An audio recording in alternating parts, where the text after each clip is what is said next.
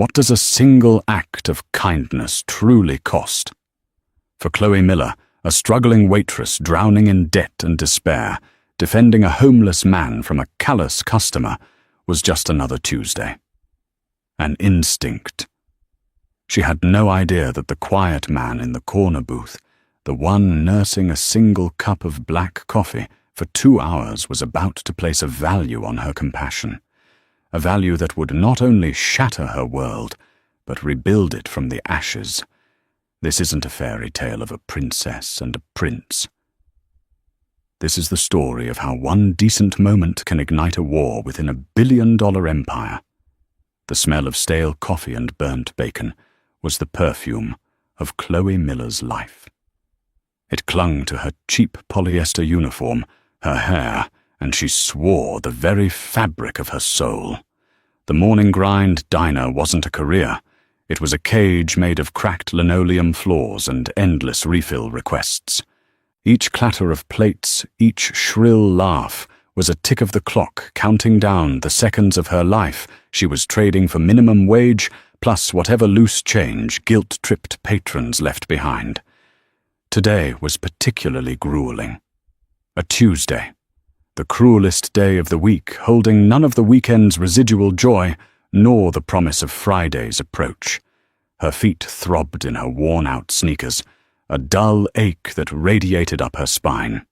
Her thoughts were a frantic storm of numbers: $4,287 for her mother's last hospital visit, $1,800 for the next month's rent on their tiny, drafty apartment, the ever-present, soul-crushing mountain of student loans for an art degree she'd never had the chance to finish. She was just 25, but she felt ancient. The vibrant, paint-splattered girl who once dreamed of galleries in Soho had been bleached out, replaced by this grayscale version of herself, defined only by her exhaustion and her anxiety. Her section was full. A gaggle of college students dissecting a lecture, a pair of construction workers wolfing down pancakes, and him, the man in the corner booth. He'd been there for 2 hours, a ghost, in a worn-out tweed jacket, nursing the same cup of black coffee. He wasn't a problem, quiet, unassuming, asked for nothing. But his stillness was unnerving in the diner's chaotic symphony. He just watched his gaze sweeping over the room with an unnerving, analytical calm. Chloe pegged him as a retired professor or a writer, struggling with a block. He had kind eyes, she noted, but they were tired, clouded, with a profound loneliness she recognized, because she saw it in her own mirror every morning. The bell above the door chimed aggressively, announcing an arrival that shifted the diner's atmosphere from merely busy to tense. In strode a man in his late 30s, clad in a suit so sharp it could have cut glass. He talked loudly into a Bluetooth earpiece, words like leveraging assets and hostile takeover slicing through the morning chatter. He oozed an impatient, slick arrogance that set Chloe's teeth on edge. He snapped his fingers to get her attention. Not waved, not called out. Snapped. Espresso double. And make it quick. I've got a call with Tokyo in 10. He barked, not even looking at her as he slid into a booth. Chloe forced a tight, professional smile. Coming right up, sir. As she turned, she noticed Arthur shuffling through the door. Arthur was a fixture in this part of downtown. An older man, his face a road map of hard years, his beard tangled and grey. He was a veteran, she'd learned from snippets of conversation. He never begged, never caused trouble. Sometimes, on the coldest days, Chloe's boss, Sal, would let him sit in a back booth to warm up, and Chloe would slip him a bowl of soup, marking it as a kitchen mistake. Today, Arthur just looked cold. He clutched a bundle of newspapers to his chest and made his way to the back away from everyone. But the man in the suit, let's call him Mr. Bluetooth, saw him. His face twisted in disgust. "Oh, for crying out loud," he said, loudly pulling the earpiece out. "Sal, You running a diner or a flop house? I'm trying to close a multi-million-dollar deal here, and I have to smell that. He gestured toward Arthur with a flick of his wrist as if shooing away a fly. Sal, a burly man, whose gruff exterior hid a marshmallow heart, came out from the kitchen, wiping his hands on his apron. He's not bothering anyone, Chad. Just warming up. He's bothering me. Chad shot back, his voice rising. His presence is devaluing my breakfast experience. Get him out of here, or I'm reporting you to the health department. I'm sure they'd be interested in your clientele. The threat hung in the air, thick and ugly. Sal's face hardened, but Chloe could see the fear in his eyes. A bad report, a temporary shutdown, it could ruin him. The diner fell silent. The college students stared. The construction workers stopped chewing. Arthur, hearing the commotion, began to slowly, painfully pull himself up. His eyes, filled with a shame that broke Chloe's heart, were fixed on the floor. He was going to leave, to retreat back into the cold anonymity of the street. Something inside Chloe snapped. It was the exhaustion, the frustration, the sheer grinding injustice of it all. It was the memory of her own father, a kind, gentle man being chewed up and spit out by a world that valued profit over people.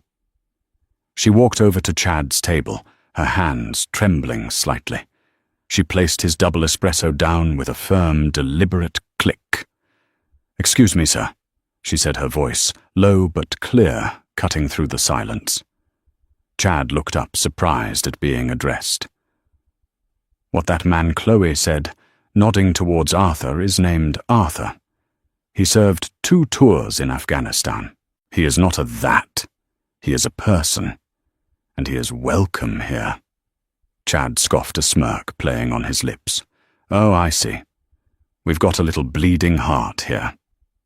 Is this part of the service, a side of social justice with my coffee?" "Listen, sweetheart, I don't care if he's Santa Claus. I'm a paying customer, and he's not. He needs to go. He's my customer." Chloe lied, her voice gaining strength. "I'm buying his breakfast this morning. So if you have a problem with the clientele, you have a problem with me." A wave of murmurs went through the diner. Arthur had frozen his head, slowly lifting to look at Chloe, his expression a mixture of disbelief and dawning gratitude. Sal gave Chloe a look, part warning, part admiration. Chad's face flushed a deep, angry red. "Is that so? You're paying for him with what your $2 tips?" He laughed, a cruel, braying sound. "Fine. You want to stand up for the bum, you can join him. You're a terrible waitress, anyway." He threw a $5 bill on the table. "Keep the change. Maybe you can buy him a cup of coffee to go with his dignity." He stood, adjusted his tie, and stormed out of the diner, resuming his loud phone conversation as the door swung shut behind him. The silence he left was deafening. Then one of the construction workers started to clap, a slow, deliberate rhythm. Soon the college students joined in. A soft, warm wave of applause filled the small diner. Chloe's face burned a mix of embarrassment and a strange, fierce pride. She walked over to Arthur, who was still standing, looking at her with watery eyes. "Please, Arthur, sit. Have some breakfast." "On me." I can't let you do that, miss." He rasped his voice, rough with disuse. "It's already done," she said, with a gentle smile. "Now what'll it be?" "The pancakes are good today." From the corner booth, the quiet man watched the entire exchange. His face was unreadable, but his eyes, those tired, kind eyes, were fixed on Chloe. He watched as she took Arthur's order, as she treated him with the same respect she'd have shown a king. He saw the tremor in her hands that she tried to hide. He saw the steel in her spine. He quietly finished his coffee, stood up, and walked to the counter where Chloe was ringing up an order. He placed a few bills down to cover his coffee.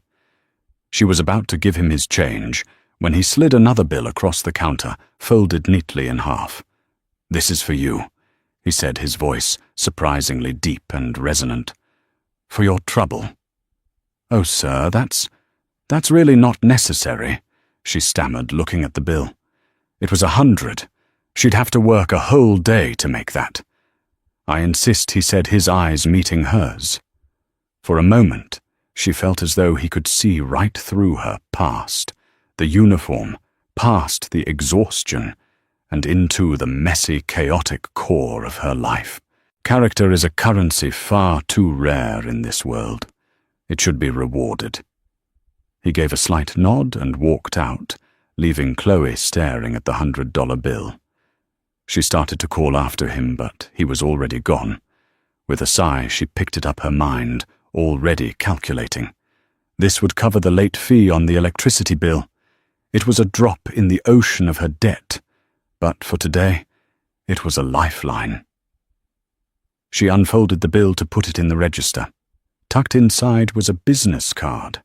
It was thick, expensive cardstock, embossed with a simple, elegant logo, a stylized S. Below it was a name, Richard Sterling, and below the name, a handwritten note in sharp black ink. "Your compassion did not go unnoticed. I believe people like you should be managing foundations, not coffee pots. If you're interested in a change, call this number. Ask for Evelyn." Chloe stared at the card. Richard Sterling. The name tickled the edges of her memory. She pulled out her phone, her fingers fumbling as she typed the name into the search bar. The results loaded, and the air left her lungs. Richard Sterling, CEO and founder of Sterling Industries, one of the largest private equity firms in the world. A multi-billionaire, a titan of industry, a man whose face was occasionally plastered on the cover of Forbes and the Wall Street Journal. The photos showed a man with sharp suits, a commanding presence, and iron-grey hair. A much older, more powerful version of the quiet, lonely man in the tweed jacket. Chloe sank onto a stool, the diner's noise fading into a dull roar in her ears. The business card felt like it was burning a hole in her hand. It had to be a joke, a prank, a cruel twist of fate. Billionaires didn't sit in greasy spoons drinking stale coffee.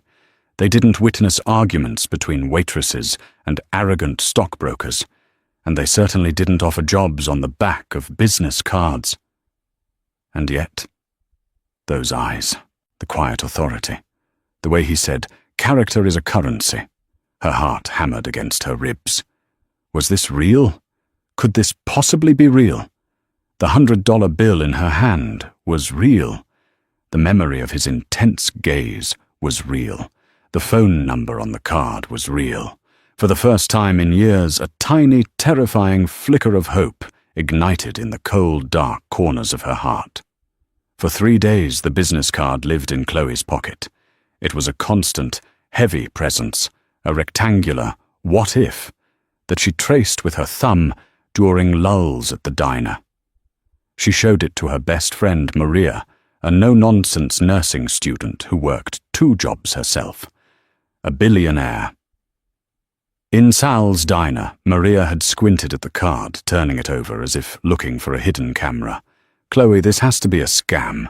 Or worse, some creepy old rich guy's way of hitting on you. Don't call. Throw it away." Part of Chloe agreed.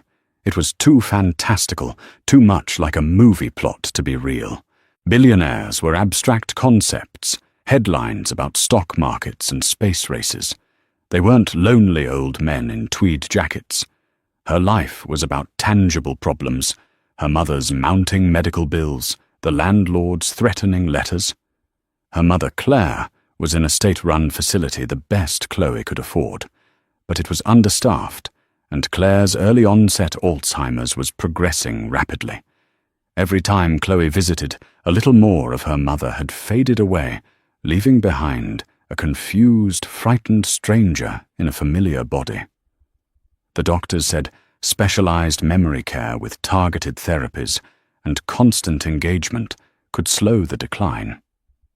But that kind of care cost more per month than Chloe made in a year. That was the thought that kept circling back, smothering her skepticism. What if it was real? What if this was the 1 in a billion chance, the statistical anomaly that could pull her and her mother out of the quicksand on the 4th day with a knot of dread and hope tightening in her stomach? She locked herself in the bathroom of her apartment, the only place with any privacy, and dialed the number. She fully expected a disconnected line or a gruff security guard telling her to get lost. Instead, a crisp professional voice answered on the first ring. Mr. Sterling's private office. Evelyn speaking. Chloe's own voice came out as a squeak. Hello. My name is Chloe Miller. I was given a card and told to call this number. There was a pause, but it wasn't dismissive. It was controlled, measured. Miss Miller. Yes. Mr. Sterling mentioned you might be in touch. He was very impressed by you. Chloe's heart did a painful lurch. It was real. The man in the diner, the offer. It was all real. Impressed by me, she stammered, leaning against the cold tile wall for support. I was just doing my job. He believes you demonstrated integrity and compassion under pressure. Qualities he values highly, Evelyn said, her tone meticulously neutral. He has a proposition for you. Mr. Sterling is in the process of restructuring his family's philanthropic branch, the Sterling Foundation. He's looking for people with a ground-level perspective. People who understand need not just spreadsheets. A foundation, Chloe thought of her unfinished art degree, her waitressing uniform hanging on the back of the door. But I don't have any experience in that. I have no qualifications. Mr. Sterling believes some qualifications can't be taught in a university, Evelyn replied smoothly. He would like to meet with you, not as an interview in the traditional sense. More of a conversation. Would you be available to come to the Sterling Tower tomorrow at 10 a.m., Sterling Tower? The gleaming black skyscraper downtown that scraped the clouds, a monument to a level of wealth Chloe couldn't even comprehend. Yes, she heard herself say. Yes, I'll be there. The next morning, Chloe stood before the monolith of glass and steel, feeling like an ant at the foot of Mount Olympus. She had spent an hour agonizing over what to wear, finally settling on the one black blazer she owned, bought years ago for a college presentation, paired with her nicest, least faded pair of jeans. It felt woefully inadequate as she watched women in tailored Chanel suits and men with $1,000 shoes stride through the revolving doors. Taking a deep breath, she walked in. The lobby was cavernous, a cathedral of marble and chrome. The air hummed with a quiet, efficient power. Intimidated but determined, she approached the main reception desk. The receptionist, a woman who looked more like a model, gave her a brief, dismissive glance until Chloe mentioned Evelyn's name. The woman's demeanor instantly shifted. She smiled warmly and pointed her toward a private elevator bank. Evelyn was waiting for her on the 80th floor. She was a woman in her 50s, with impeccably styled silver hair and an air of formidable competence. She wasn't cold, but she was guarded, her eyes appraising Chloe from the moment the elevator doors opened. "Miss Miller, welcome. Please come this way." She didn't lead Chloe to a grand office. Instead, she took her to a small, comfortable conference room with a floor-to-ceiling window, offering a breathtaking, dizzying view of the city. There was a simple table with 2 chairs. No Richard Sterling. "Mr. Sterling has been unexpectedly detained," Evelyn said, gesturing for Chloe to sit. "He apologizes profusely. He asked me to begin the conversation in his stead." Disappointment warred with relief in Chloe's chest. For the next hour, Evelyn asked questions. They were not the typical interview questions Chloe had expected. There was no, "Where do you see yourself in 5 years?" or "What's your biggest weakness?"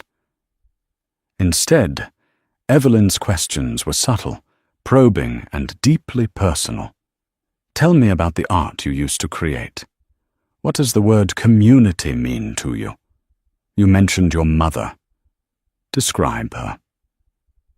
If you were given $1 million with the condition that you couldn't spend any of it on yourself or your family, what would you do with it? Chloe, initially nervous, found herself opening up. She spoke of her passion for portraits, for capturing the hidden stories in a person's face. She talked about her mother before the illness, a vibrant woman who taught her how to find beauty in small things. For the $1 million question, she didn't hesitate. I'd find a way to help people like Arthur, she said, the ones who fall through the cracks. It's not just about a meal or a bed for the night. It's about dignity. I'd set up a center that offered not just shelter, but job training mental health services for veterans and maybe an art therapy program. A way for them to tell their own stories. Evelyn listened intently, her face giving nothing away. She just made small notes on a tablet. Finally, she stood up. Thank you for your time, Miss Miller. This has been very enlightening. We will be in touch. And that was it. Chloe was escorted back to the elevator, her mind reeling. It felt less like an interview and more like a psychological evaluation. She was certain she had failed. She had been too honest, too emotional.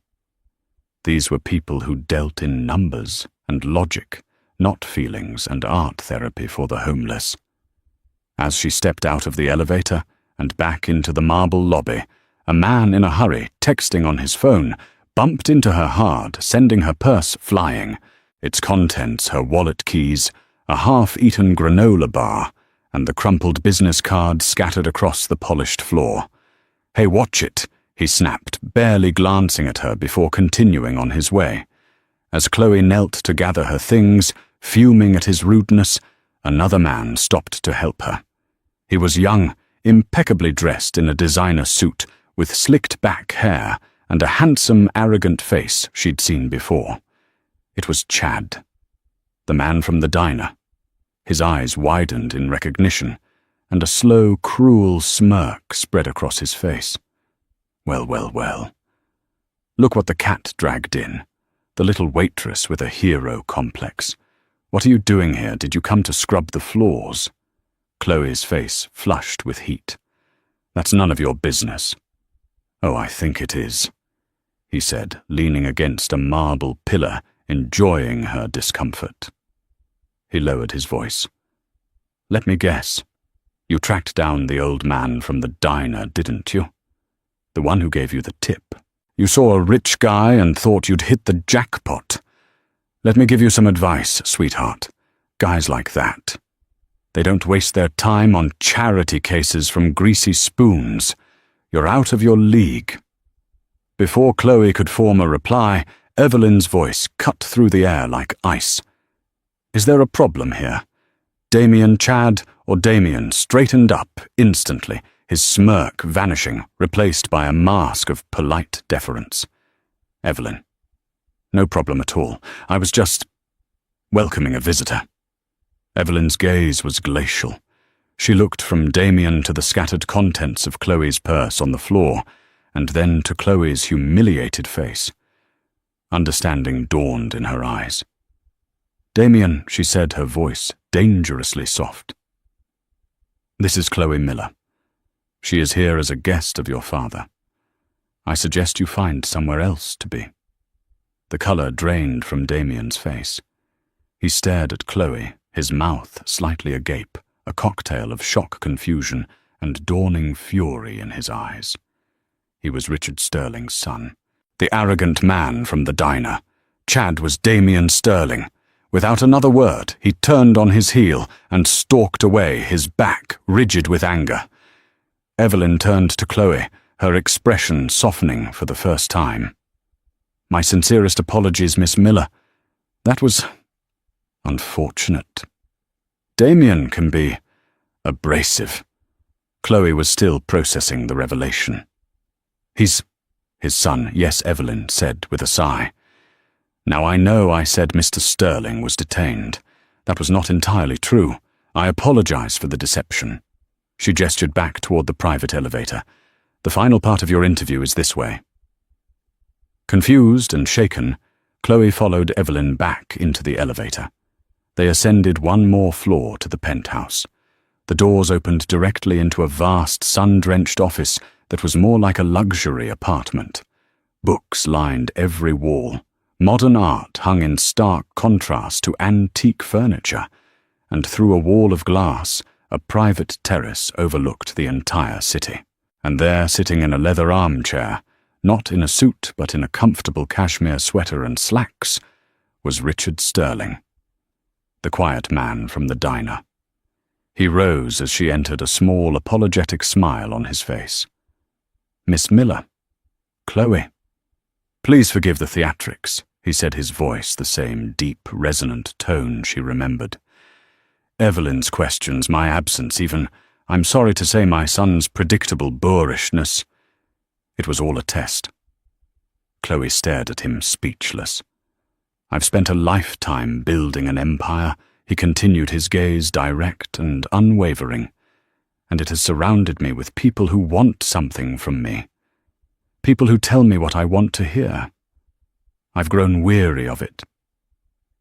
In the diner, I saw something I haven't seen in a very long time, genuine, uncalculated integrity. But I had to be sure.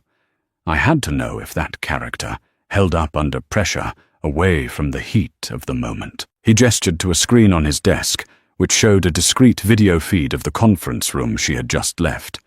He had been watching the entire time. "I needed to see if you were authentic," he said. "I needed to know if you were the real thing. And you, Chloe Miller, are the realest thing I've encountered in decades." He walked over to his desk and picked up a folder. "I want to offer you a position. A director of community outreach for the Sterling Foundation. Your primary role will be to identify grassroots organizations and individuals who are making a real difference.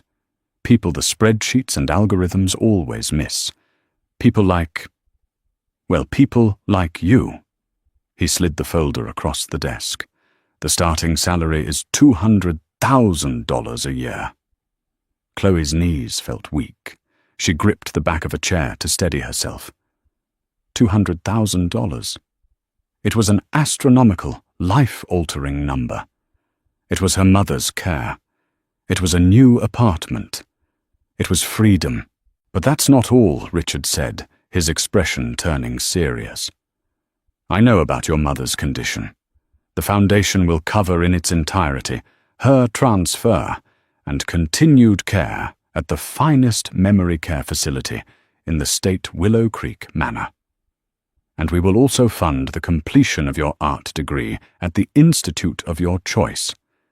We will consider it a professional development investment." Tears welled in Chloe's eyes, hot and uncontrollable. After years of fighting, of scraping by, of suffocating under the weight of it all, here was a hand reaching down, not just to pull her out, but to lift her into the sky. Why she whispered the word thick with emotion. Why me, Richard Sterling, looked out the window at the city sprawling beneath them. Because my wife Isabella died 3 years ago. She was the heart of our family, the soul of my life. She believed that wealth was a responsibility, not a privilege. Since she's been gone, I've felt lost, adrift in a world of my own making. My son, as you've seen, has embraced the power, but forgotten the purpose." He turned back to her, his eyes filled with a sadness that mirrored her own. "In that diner, when you stood up for that man, you reminded me of her. You reminded me of what's important. This isn't just about changing your life, Chloe. It's about you helping me change mine. It's about helping me find my way back." He extended his hand. "So what do you say, Miss Miller? Are you ready to manage something more than coffee pots?" Through her tears, Chloe looked at his outstretched hand, then at the folder containing a future she never dared to dream of. The decision was already made. With a trembling hand, she reached out and shook his. "Yes," she said, her voice filled with a conviction that surprised them both. "Yes, Mr. Sterling.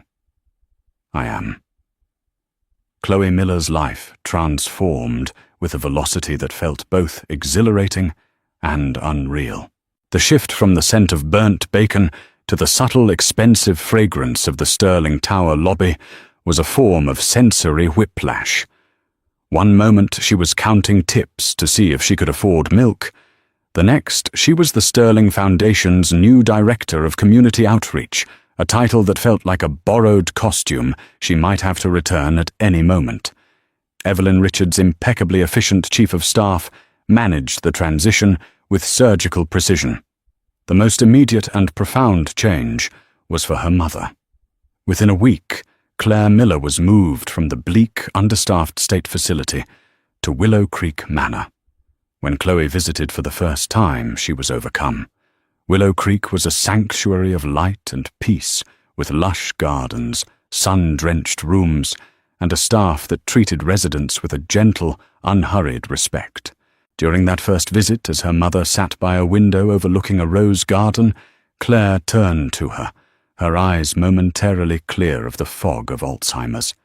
"It's beautiful here, honey," she murmured, a flicker of the woman she used to be.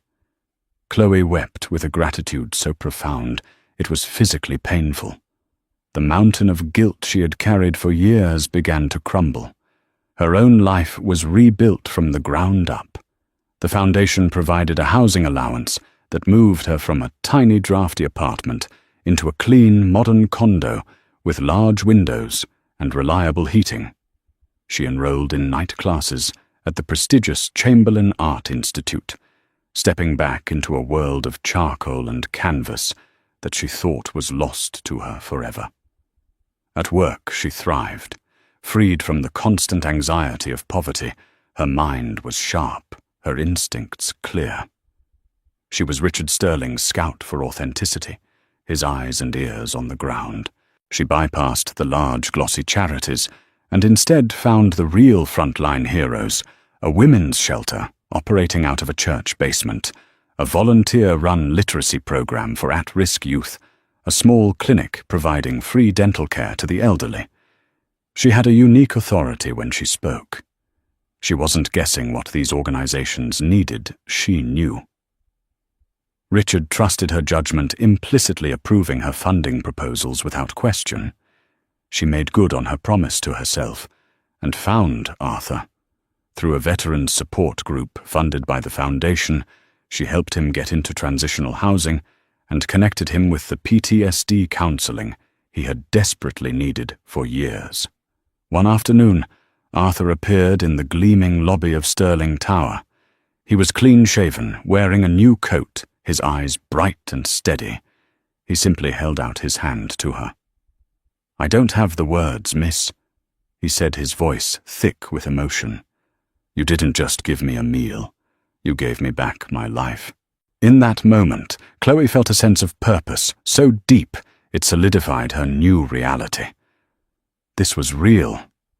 But every gilded cage has its shadows, and the darkest one was cast by Damien Sterling.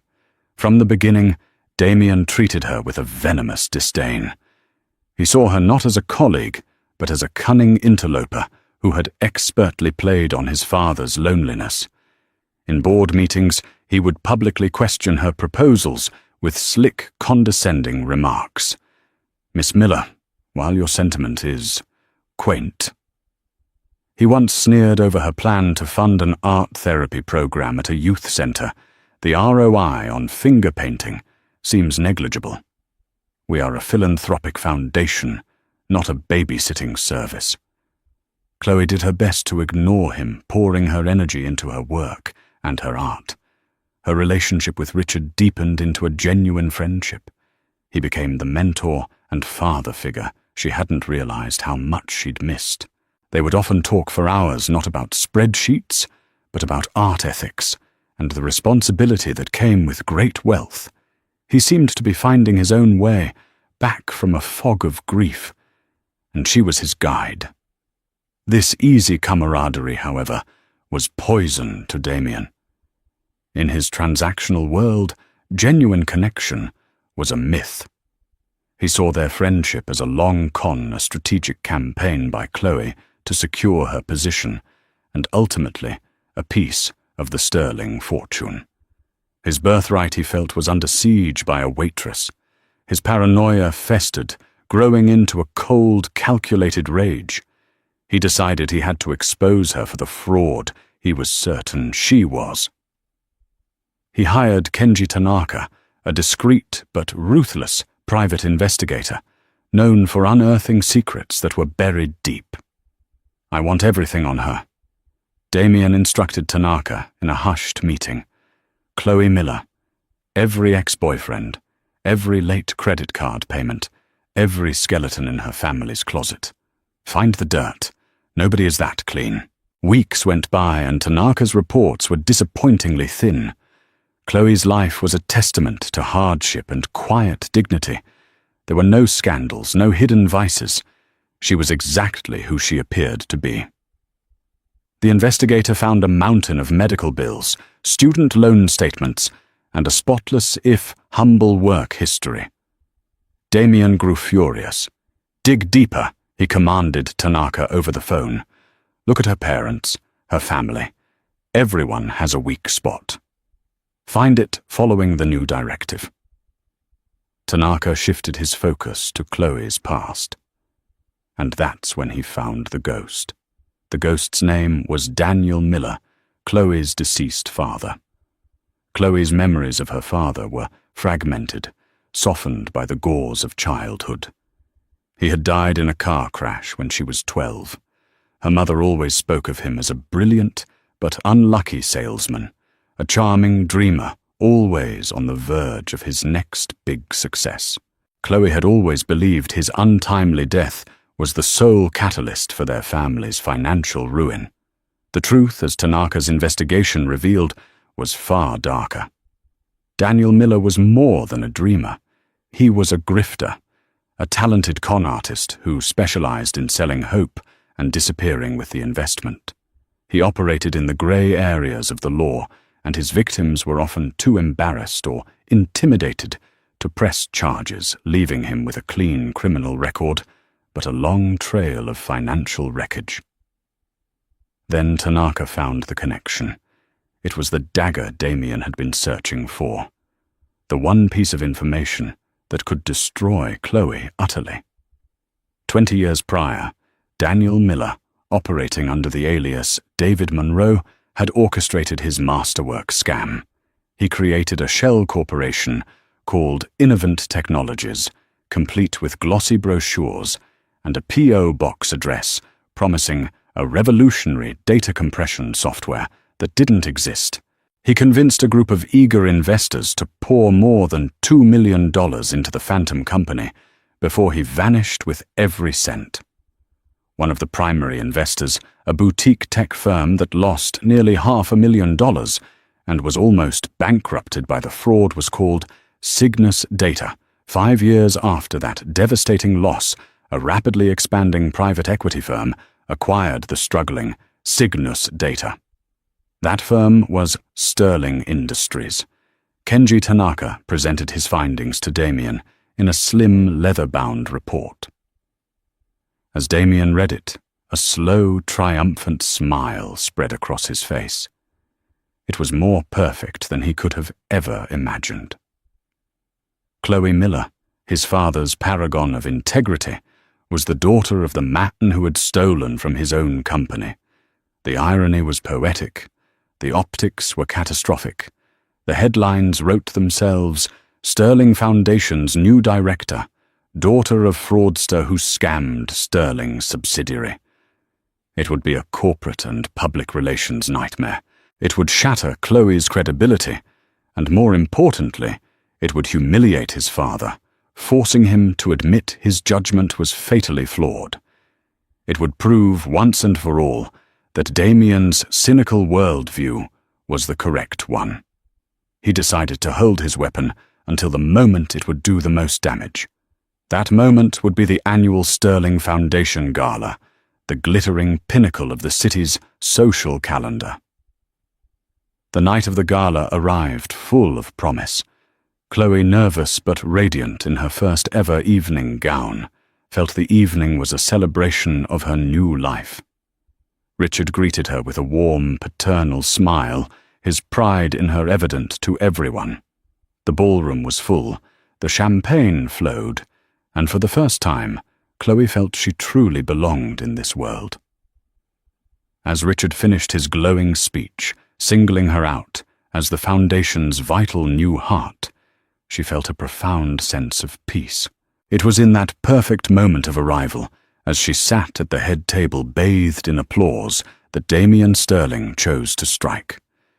He rose slowly from his chair, a faint, cruel smile on his lips, and gently tapped his champagne glass with a spoon, calling for silence. The grand ballroom of the Sterling Plaza Hotel was a universe away from the morning grind diner. Glimmering with crystal and awash in champagne, it was the triumphant setting for the annual Sterling Foundation Gala. For Chloe, it was the culmination of a year that had reshaped her existence. In an elegant navy gown, she felt a sense of belonging she had never thought possible. Richard Sterling, beaming with pride, had called her the new heart of the Foundation in his opening speech, and for the first time, Chloe felt she was standing on solid ground. The illusion shattered when Damien Sterling rose, tapping a glass for attention. A predatory stillness fell over the room as he began to speak, his voice a silken weapon. "Father, thank you for those inspiring words." Damien began, his eyes finding Chloe's across the table. "I too wish to celebrate our new director of outreach.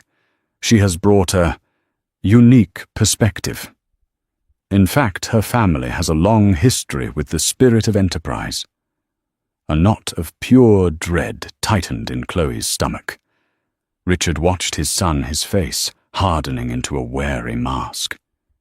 "You see, Damien continued reveling in the moment I believe in due diligence.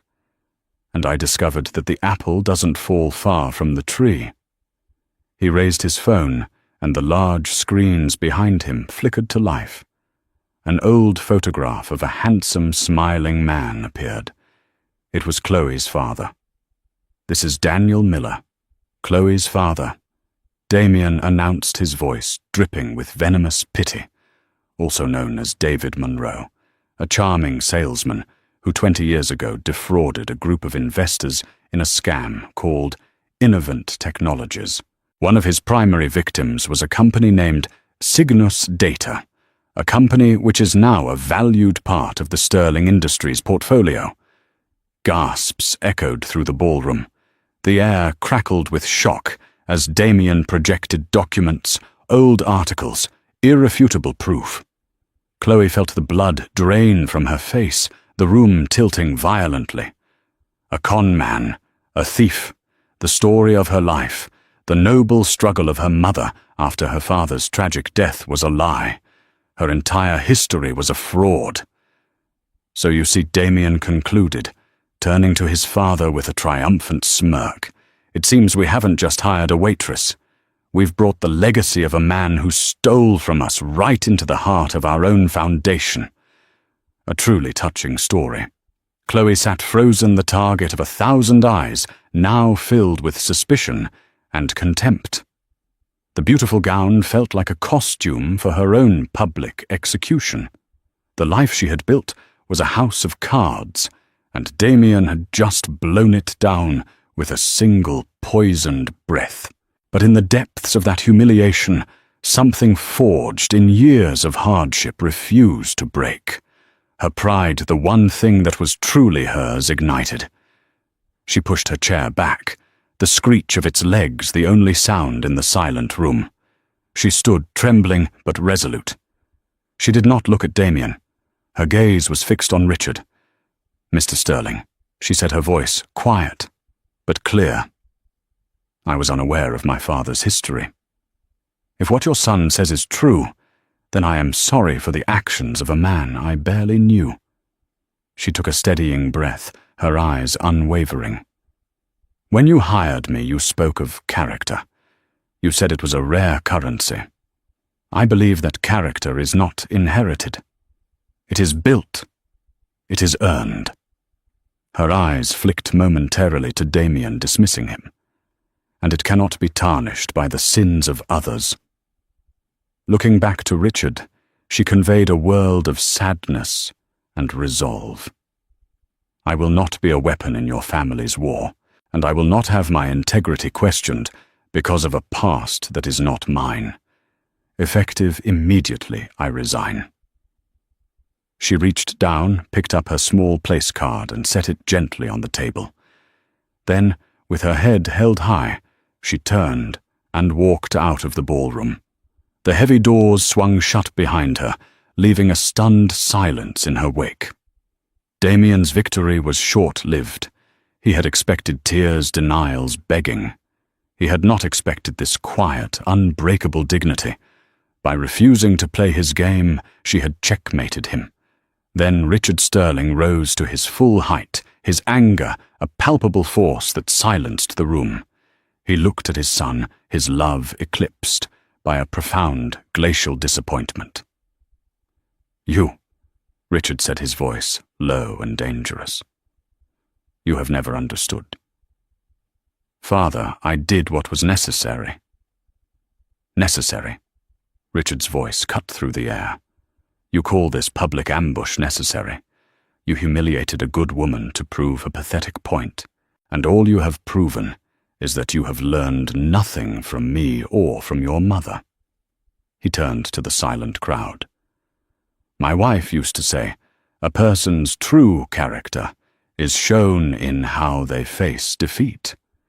You all just witnessed a display of character tonight. But it did not come from a man who shares my name."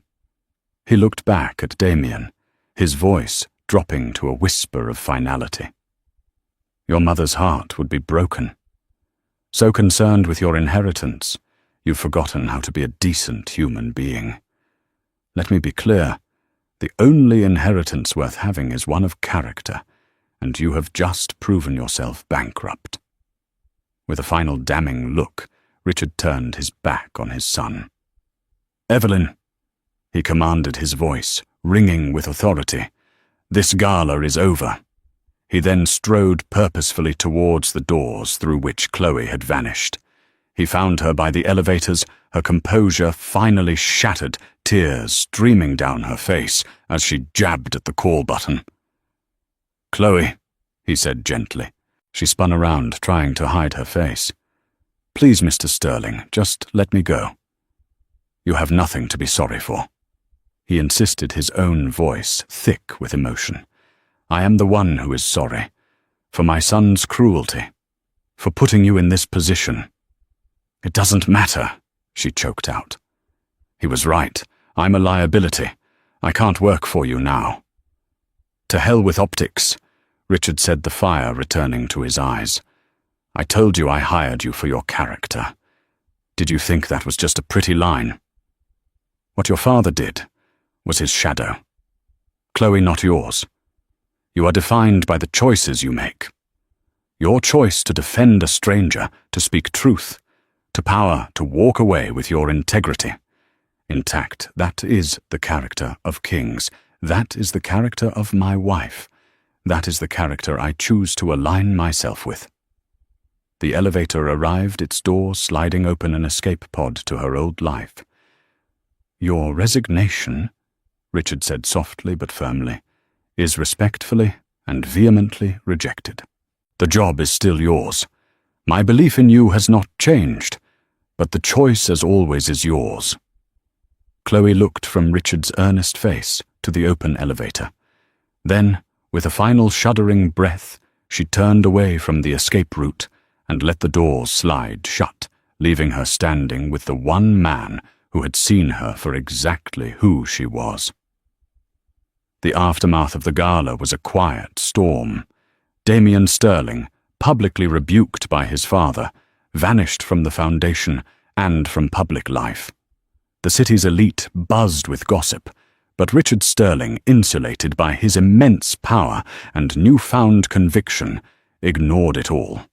He issued a single terse press release stating that the Sterling Foundation had full and unwavering confidence in director Chloe Miller, whose integrity and vision are invaluable to our mission.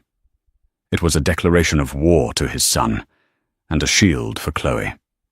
The first few weeks were difficult. Chloe felt the weight of the whispers, the sideways glances from some of the staff. But Richard was her unshakable ally. He made it a point to include her in every high-level meeting, to solicit her opinion publicly, to show in no uncertain terms that she was not just an employee, but a trusted partner. Her own resilience combined with Richard's fierce loyalty slowly won over the doubters. Her work spoke for itself. The programs she had initiated were flourishing, producing tangible results that even the most cynical board members couldn't ignore. Their relationship deepened, evolving beyond mentor and mentee. They were comrades, allies in a shared mission. He taught her about the complex world of finance and philanthropy, and she in turn retaught him about the world outside his skyscraper. She took him to the soup kitchen she used to volunteer at, not for a photo op, but to serve food. She introduced him to the ex-Marine who ran a boxing gym for troubled kids in a rough neighborhood. She showed him the human ROI on his investments. One afternoon she came into his office with a proposal. It was for a new, ambitious initiative. The Phoenix Project, she called it. It's a comprehensive support system for people like Arthur. But it goes further. It's for anyone who has fallen through the societal cracks, veteran single parents, fleeing domestic abuse, non-violent offenders re-entering society. It provides housing, yes, but also holistic support. Mental health care, addiction, counseling, vocational training, financial literacy courses, and... She hesitated for a moment. And an arts and storytelling wing. A place for people to process their trauma and reclaim their own narratives. It was the dream she had described to Evelyn on her first day, now fully formed, backed by research and a solid plan. Richard looked over the detailed proposal, a slow smile spreading across his face. This is a legacy project, Chloe. This is what Isabella always dreamed of building. He looked up at her, his eyes shining. And you will be its architect. I'm giving you a $50 million seed fund and full autonomy to build it from the ground up. Over the next year, Chloe poured her soul into the Phoenix Project. She assembled a team of social workers, therapists, and teachers. She found an old abandoned warehouse district by the river, and with the help of a team of architects, transformed it into a beautiful, functional campus. It was a place of hope, built not just with sterling money, but with Chloe's deep, empathetic understanding of what people truly needed, not a handout, but a hand up. On the day of the campus dedication, the sun was bright. The crowd was not filled with the city's elite, but with community leaders, volunteers, and the first group of residents who would call the Phoenix Project home. Arthur, now a peer counselor for the project's Veterans Wing, stood beside her, his presence a living testament to the journey. Richard gave the opening remarks, but he kept them brief.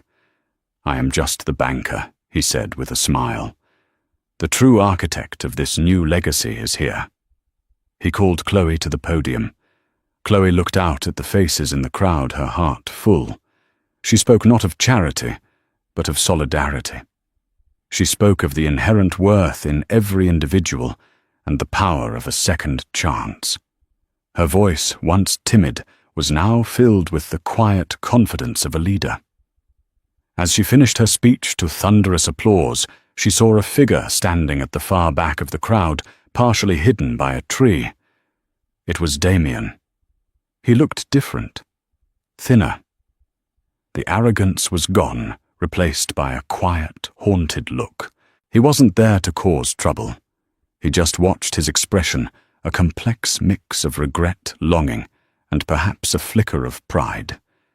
He caught her eye for a brief moment, gave a small, almost imperceptible nod, and then turned, and walked away. It wasn't forgiveness, not yet, but it was the beginning of a possibility. A few months later, the Chamberlain Art Institute held its graduate showcase. In the center of the main gallery hung Chloe's final piece. It was a massive canvas, a triptych. The left panel was a dark, chaotic swirl of greys and blacks, depicting the frantic energy and despair of the morning grind diner. The right panel was a portrait of her father, not as a con man, but as she chose to remember him, a smiling, charming, tragic figure rendered in fractured, ghost-like lines. But the central panel was the largest and most vibrant. It was a stunning photorealistic portrait of Arthur, the homeless veteran. He was sitting on a park bench, bathed in warm morning light. He wasn't looking at the viewer. His gaze was fixed on something in the distance, and on his face was a look of serene, hard-won peace. The title of the piece was engraved on a small plaque below character A currency. Chloe stood off to the side, watching as people gathered around her work. She felt a hand on her shoulder. It was Richard. "Isabella would have loved this," he said softly, his eyes on the painting. "She would have loved you." Chloe leaned her head against his shoulder, no longer as employee and employer, but as family. Forged not by blood, but by a shared belief in the currency of kindness. She had lost a father to a painful truth, but had found another in the most unlikely of places. Her life was no longer about escaping a cage, but about building a sanctuary for others and for herself. The quiet man in the corner of the diner hadn't just changed her life, he had given her the tools to change the world, one act of compassion at a time. And she was just getting started. Chloe's story reminds us that our circumstances do not have to define our character. The world told her she was a poor waitress, the daughter of a thief, someone to be dismissed. But her own actions told a different story. She chose compassion over cynicism, integrity over opportunity, and dignity over despair. She proves that the most powerful investment we can ever make is in the goodness of other people. Richard Sterling had billions, but his greatest fortune was realizing that true value isn't found in a stock portfolio, but in a single uncalculated act of kindness in a greasy spoon diner. If this story moved you, if you believe in the power of character, then help us share it. Don't forget to hit that like button, share this video with someone who needs a reminder that good people still exist, and subscribe to our channel for more real-life stories that will restore your faith in humanity. What would you have done in Chloe's position? Let us know in the comments below. We read every single one. Thank you for watching.